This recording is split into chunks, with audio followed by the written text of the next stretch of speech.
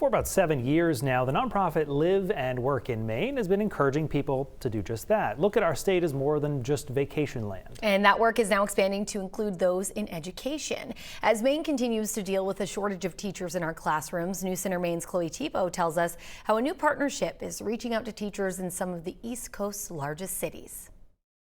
Maine is one of the best places to be a teacher. On the silver screen, the people are wonderful. We have very close-knit communities. I feel like a superstar. and on the radio. Come teach in Maine! New advertisements that were born right here in Maine. The campaign is all about telling stories of individual teachers, celebrating the wonderful educators we have in the state. Nate Wiles is the executive director of the nonprofit Live and Work in Maine.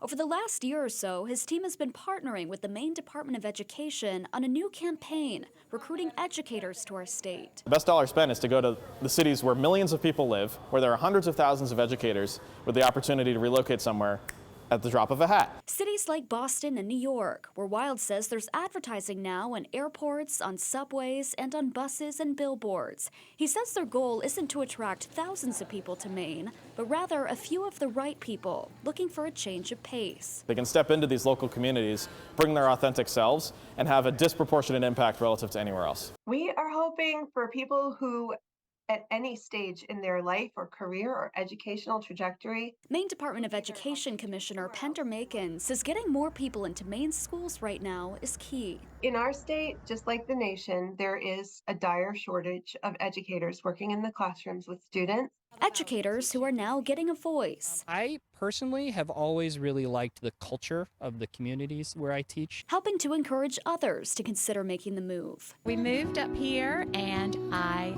love it. To the Pine Tree State. Chloe Thibault, News Center, Maine.